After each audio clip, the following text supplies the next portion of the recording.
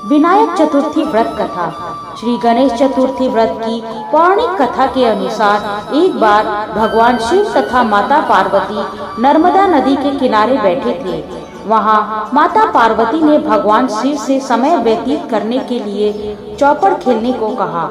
शिव चौपड़ खोलने के लिए तैयार हो गए, परंतु इस खेल में हार जीत का फैसला कौन करेगा, यह प्रश्न उनके समक्ष उठा।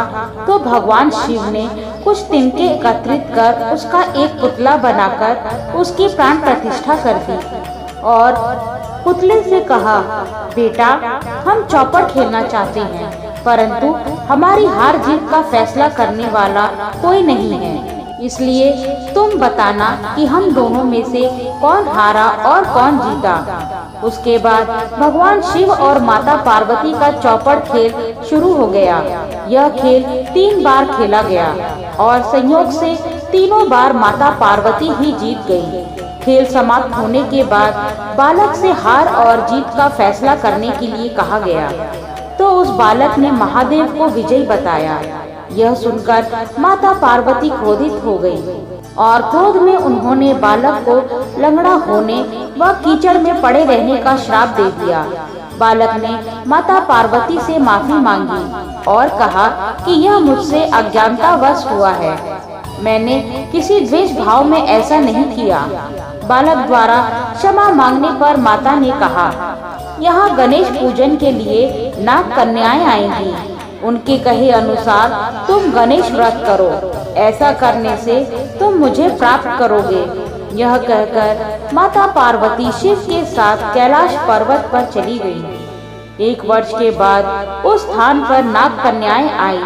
तब नाग कन्याओं से श्री गणेश के व्रत की विधि मालूम करने पर उस बालक ने 21 दिन लगातार गणेश जी का व्रत किया। उसकी श्रद्धा से गणेश जी प्रसन्न हुए। उन्होंने बालक को मनोवांछित फल मांगने के लिए कहा।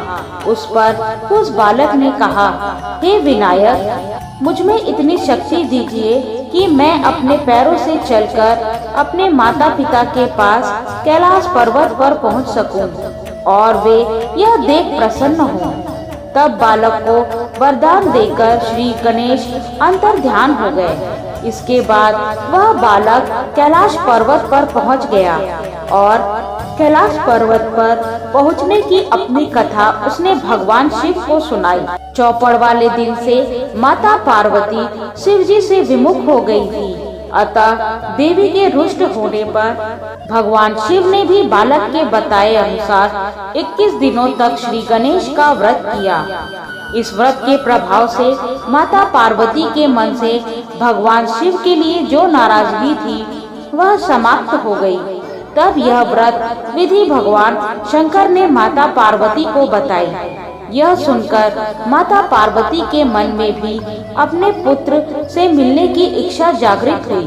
तब माता पार्वती ने भी 21 दिन तक श्री गणेश का व्रत किया तथा दुर्वा, फूल और लड्डुओं से गणेश जी का पूजन अर्चना किया। व्रत के 21वें दिन कार्तिकेय स्वयं माता पार्वती से आ मिले। उस दिन से श्री गणेश चतुर्थी का यह व्रत समस्त मनोकामनाओं की पूर्ति करने वाला व्रत माना जाता है। इस व्रत को करने से मनुष्य के सारे कष्ट दूर होकर मनुष्य को समस्त सुख सुविधाएं प्राप्त होती हैं। जय श्री गणेश।